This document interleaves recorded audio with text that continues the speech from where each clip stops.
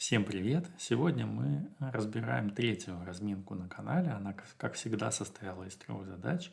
Одна задача для начинающих геометров, хотя на этот раз она была достаточно, на мой вкус, сложной. Одна задача для продолжающих геометров, для тех, кто условно учится в 9 классе и знает, что такое вписанные углы. И одна для старшеклассников, хотя в этот раз эта задача доступна была и семиклассникам, но у нее есть содержательная подоплека. Итак, давайте приступим. Первая задача предлагалась на Олимпиаде Эйлера в 2016 году в финале под номером 8. И условие задачи было следующее. Есть параллелограмма BCD, в него вписан треугольник KLM, то есть его вершины лежат на сторонах параллелограмма, при этом KL равно BC, LM равно диагонали AC и MK равно AB. Ну и расположение точек вот так, как указано на рисунке. Требуется доказать, что точка пересечения МК и АД, точка N, такова, что NL параллельно АБ.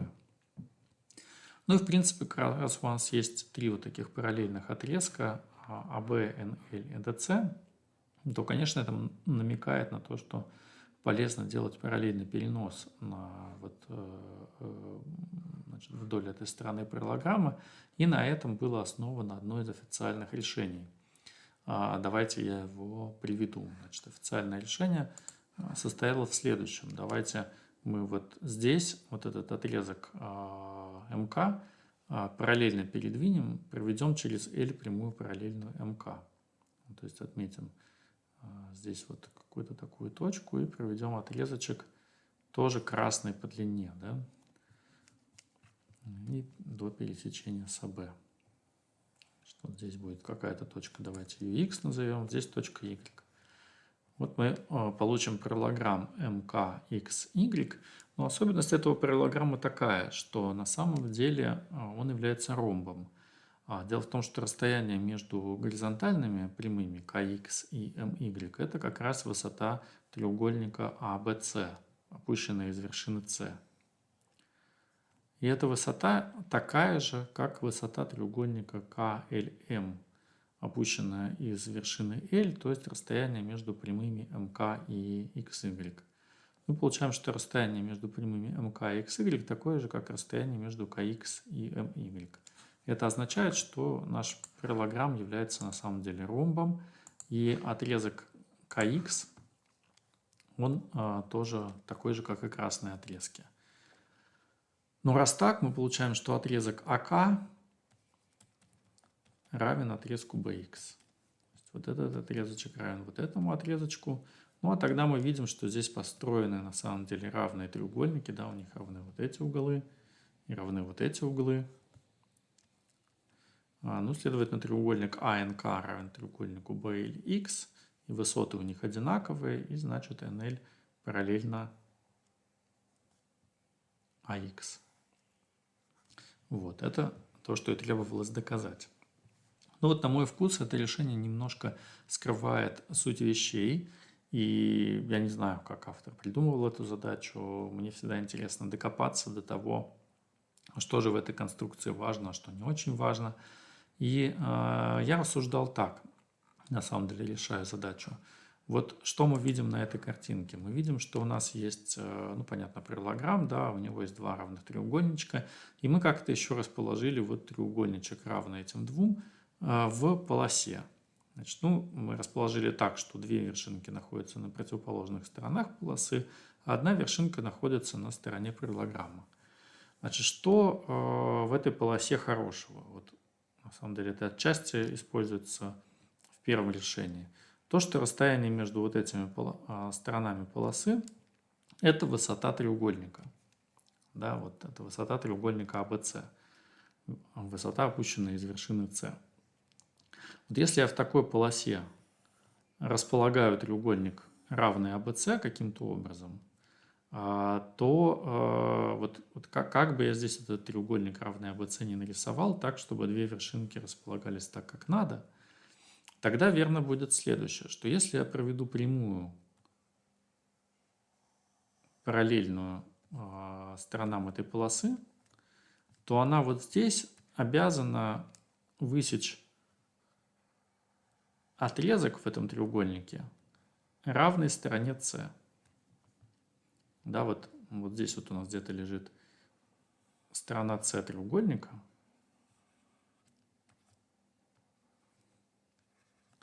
И вот если я треугольник расположил как-то иначе, то здесь обязательно будет, если расстояние между прямыми равно HC, то вот здесь обязательно будет сторона С высекаться. Почему так?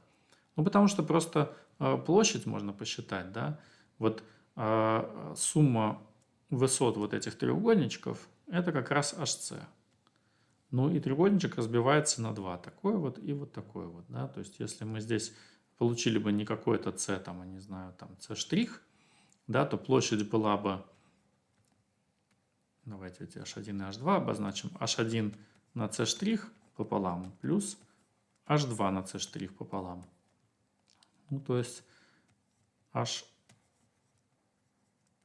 на С' пополам. Ну, и поскольку площадь это как раз площадь треугольника, да, то это должно быть равно HC на С пополам, и значит С' на самом деле равно С. То есть вот этот отрезок, проходящий через вершину, он обязан быть равен стороне. Вот. Ну и в нашем случае, если мы через L проводим прямую параллельную стороне полосы, то этот отрезочек обязан иметь длину, равную стороне треугольника, то есть АБ. Ну, значит, вот здесь мы обязательно упремся в тот момент, когда мы пересечем сторону КМ, да, значит, в этой точке обязательно будет расстояние равно стороне параллелограммы, а значит, эта точка будет лежать и на АД тоже. Вот, собственно, и решение задачи. Вот, на мой взгляд, такой взгляд на вещи, он проясняет чуть-чуть больше в этой геометрической задаче. И, в принципе, она мне из-за этого понравилась. То есть мне удалось, на мой взгляд, понять, что там происходит. Переходим к следующей задаче, которая мне очень нравится. Это задача Марка Григорьевича Сонкина. Опять же, мы разбирали задачу в предыдущей разминке с очень похожей конструкцией. Эта задача предлагалась для 9 класса. Она была задачей номер 6, то есть во второй день. То есть, ну, считается не очень сложной для региона.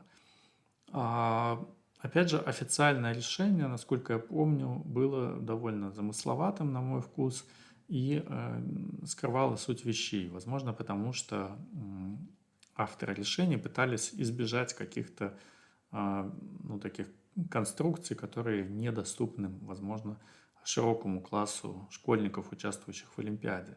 Но, на мой взгляд, для участников региональной Олимпиады, по крайней мере сегодня, необходимо знать такое утверждение, как лемма трезубца.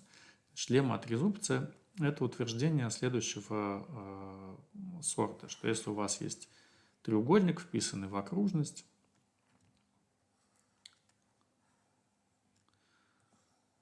если вы возьмете середину дуги, эта середина дуги является точкой пересечения биссектрисы и серединного перпендикуляра, естественно, к стороне, да, то проведя вот эту биссектрису,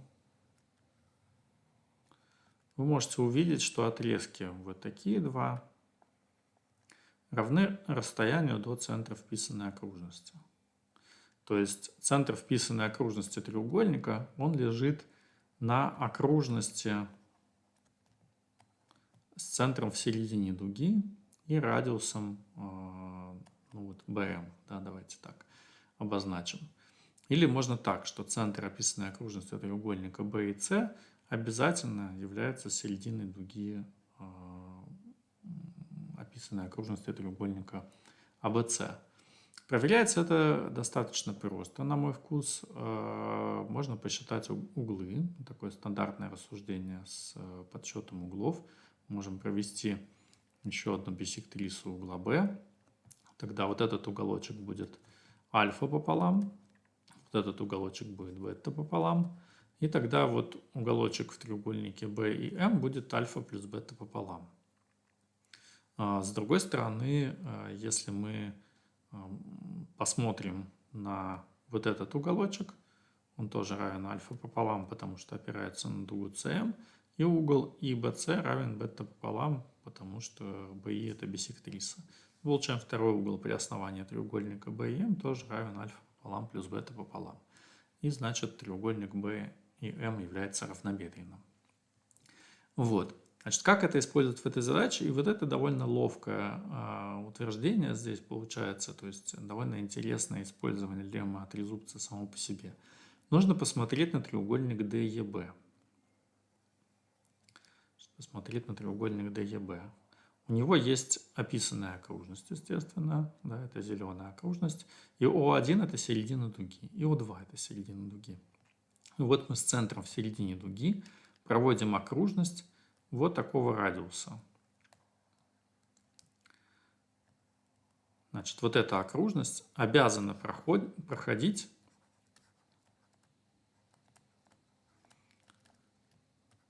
через центр вписанной окружности треугольника DEB.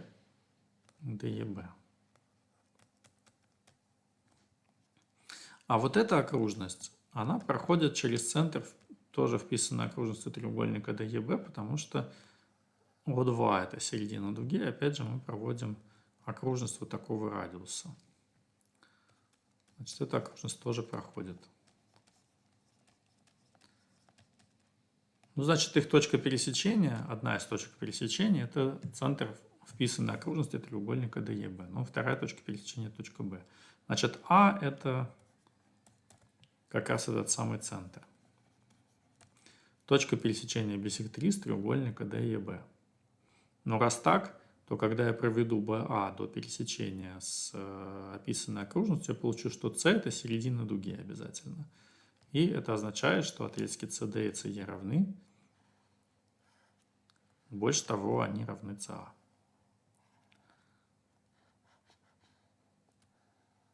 Вот такая замечательная задача и такое замечательное решение. Я единственное, что хотел бы отметить в этой задаче, что на самом деле при других расположениях вот этих окружностей можно посмотреть внимательно, то есть можно вообще перерисовать картинку абсолютно иначе и получить, что в некоторых расположениях точка А – это не центр вписанной окружности, а центр вне вписанной окружности. То есть может так оказаться, что точки О1 и О2 – это не середины дуг малых окружностей, описанных около треугольника DEB, а середины дуг больших. Это нигде здесь не фиксируется. То есть для этого, в принципе, нужно было бы дальше разбирать какие-то случаи. Но в этой конфигурации это обычная лемма от резубца, а в других конфигурациях нужно использовать более, что ли, хитрую лемму от резубца, да, лемму от резубца для центров вне вписанных окружностей. Вот рекомендую вам в этом поразбираться. Ну и мы переходим к третьей задаче. Третья задача была вот такой. Она предлагалась на какой-то олимпиаде Бангладеша. Но на самом деле я думаю, что это довольно фольклорное утверждение, то есть оно достаточно хорошо известно, просто именно в такой формулировке оно выглядит наиболее забавно и наиболее доступно для младшеклассников. Есть пятиугольник ABCD выпуклый, в нем диагональ АС является биссектрисой угла БАД и диагональ СЕ биссектрисой угла БЕД. И еще оказалось, что вот такие два уголочка зелененьких равны, и требуется доказать, что АБ плюс БЕ равно АД плюс ДЕ. Вот. Ну и если говорить о младшеклассных решениях, то вот это условие нужно попытаться как-то изобразить на картинке. И самый простой способ сделать это следующим образом, используя вот эту симметрию. Вот отразить точку B относительно АС, то есть достроить картинку до такого вот дельтоида. Здесь нарисовать равные отрезки.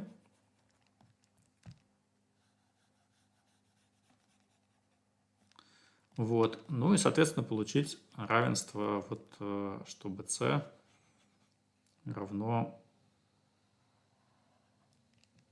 вот такому вот отрезочку. И то же самое сделать с точкой D. С точкой D сделать давайте здесь нарисуем два синих отрезка равных, симметричных относительно CE. Вот эта точка, давайте это была, скажем, точка B', это точка D'. Вот. И, соответственно, получить тоже два равных отрезка, там, не знаю, C, D.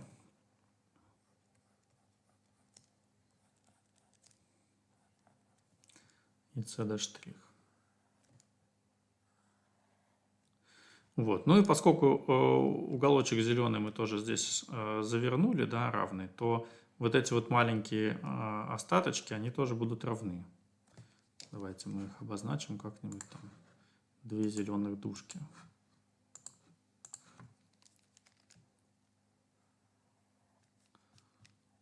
Вот такой вот уголочек равен вот такому уголочку. Ну и тогда мы просто видим два равных треугольника. Значит, треугольник BCD' равен треугольнику B'CD. По двум сторонам и углу между ними. У нас есть голубая сторона, оранжевая сторона и угол, сложенный из двух зеленых кусочков. И то же самое здесь. Голубая сторона, оранжевая сторона, угол, сложенный из двух зеленых кусочков. Это означает, что B' равно B'D. Ну, B' это как раз есть BE минус ED. А это есть B'D, это есть AD минус AB. Мы получаем вот это равенство. Вот такое есть незамысловатое, в общем, семиклассное решение, где используется только симметрия и равенство треугольников. Но это решение хорошо, оно хорошо для семиклассников, в нем можно рассказывать, почему здесь, естественно, делать симметрию, естественно, да, то есть увидев эту биссектрису, вот мы отражаем точку B и тем самым изображаем разность двух отрезков. Именно это то, что нам нужно для задачи. Вот, после этого вот равные тоже уголочки здесь отмечаются, равные треугольнички получаются и так далее. Но на самом деле задача довольно старшеклассная в том смысле, что здесь есть о чем поговорить с точки зрения старшеклассников. Я обычно эту задачу выдаю в теме изогональное сопряжение. И в данном случае речь идет про изогональное сопряжение относительно четырехугольника. Значит, история такая, что, ну, то, что сейчас уже многие старшеклассники, по крайней мере, знают, что есть критерий существования изогонально сопряженной точки относительно четырехугольника. Значит, вот если вы смотрите на четырехугольник, если так оказалось, что сумма вот таких вот двух уголочков равна 180 градусам, то у этой точки есть изогонально сопряженная относительно четырехугольника. Доказательство этого не очень сложное, потому что можно воспринимать изогональное сопряжение следующим образом. Вы берете точку, отражаете ее относительно сторон, и вот если соответствующий четырехугольник оказался вписанным, то центр окружности, описанного около четырехугольника, есть изогонально сопряженная точка. И это тогда и только тогда работает более-менее. Вот. А тогда это переписывается в терминах того, что вот если вы опускаете перпендикулярно на сторону, то четырехугольник должен быть вписанным. Ну и дальше есть простой подсчет углов, что вот сумма вот этих уголочков, то, что она равна 180 градусов, равносильно тому, что сумма противоположных углов вот этого четырехугольника педального равна 180 градусам. Здесь просто много вписанности, и уголочки все перекидываются. Вот. Но хитрость состоит в том, что вот эту историю правильно на самом деле воспринимать в направленных углах. То есть не то, что здесь два угла в сумме дают 180 градусов, а то, что два направленных угла равны. Направленный угол на один отрезочек и направленный угол на другой отрезочек. Вот. И если вы таким образом на это смотрите, то вы можете увидеть вот здесь вот два равных направленных угла. Раз и два. Один на отрезок АБ, а другой на отрезок ЕД смотрит. Вот. И равенство вот этих углов означает, что у точки D есть диагонально сопряженная относительно ломаные А, Б, Е, Д. Да, то есть не А, Б, Д, Е, как обычно четырехугольник, а идем по такой вот ломаной. Вот. Но раз у нее есть диагонально сопряженная, то что мы видим? Мы видим, что она лежит на двух биссектрисах. То есть она диагонально сопряжена самой себе. Это означает, что она лежит и на двух других биссектрисах. То есть на самом деле оказывается, что вот здесь вот уголочки обязаны быть равны. И вот здесь вот уголочки обязаны быть равны.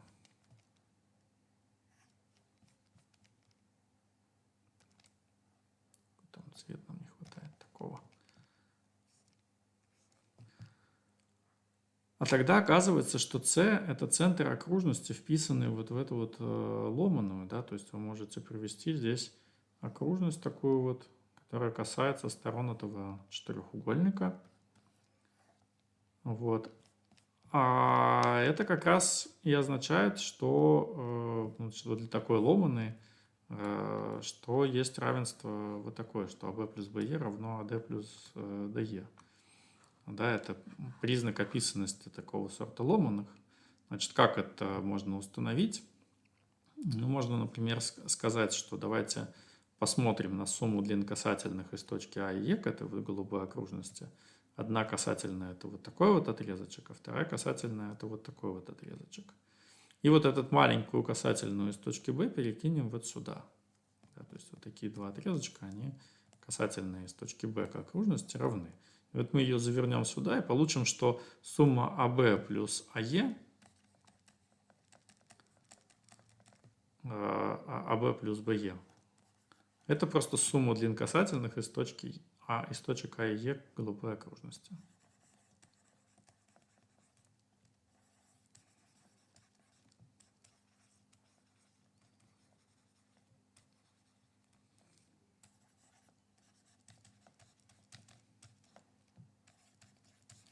Ну и то же самое можно сказать про АД плюс ДЕ, что это тоже сумма длин касательных из точек А и Е к окружности. В этом месте, конечно, уместно вообще поговорить про признаки описанности невыпуклых и самопересекающихся четырехугольников.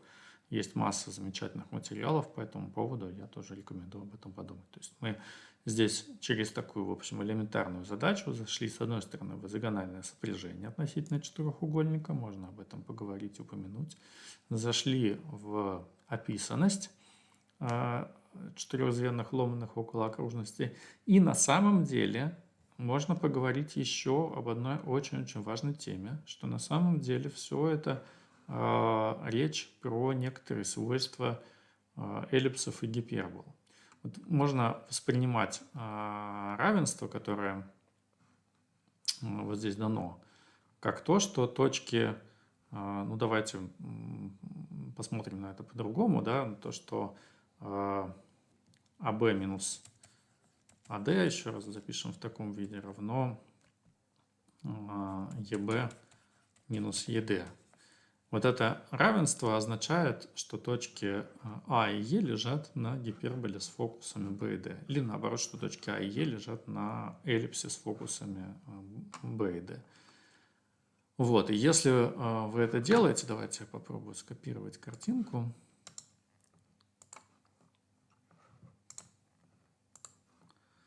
Вот, и если вы это сделаете, то есть нарисуете вот эту гиперболу, нам нужно доказать, что лежат на гиперболе, но мы предположим, что мы справились и нарисовали эту гиперболу, то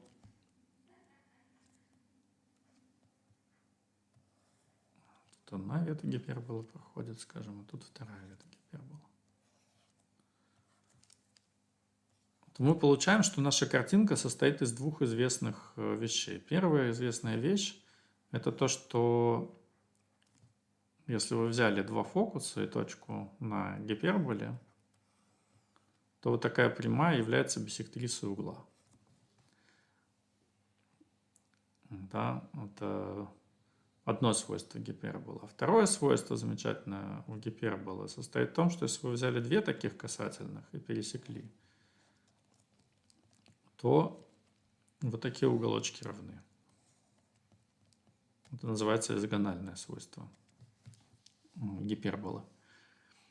Да, то есть вот есть два утверждения про всякие там, про эллипсы и про гиперболы, они формулируются приблизительно одинаково. Одно про касательные, другое вот про такие равные уголочки. Вот. И здесь, в принципе, собраны два этих утверждения на картинке. Вам нужно только в обратную сторону проверить, что точки А и Е лежат на гиперболе с фокусами B и D. То есть, если бы это было так, если бы они лежали, то точно были бы равны вот эти уголочки. Вот, да, для касательных. А нужно проверить в обратную сторону. Ну, в принципе, можно утверждение довольно легко обратить. И классические доказательства этих утверждений, они приблизительно выглядят как вот это вот рассуждение для 7 класса, да, когда вы берете, отражаете, чего-то там строите. То есть в этих свойствах гиперболы и эллипсах в них нету никаких суперхитростей, есть довольно простая геометрия. Но, как мы видим, все эти утверждения, они очень тесно оказываются завязаны и на изогональное сопряжение, и на описанные четырехугольники. На этом на сегодня все. Разбор нашей разминки закончен. Если вам нравится такой формат, то не забывайте ставить лайки, подписываться на канал и наслаждаться решением геометрических задач. Пока-пока.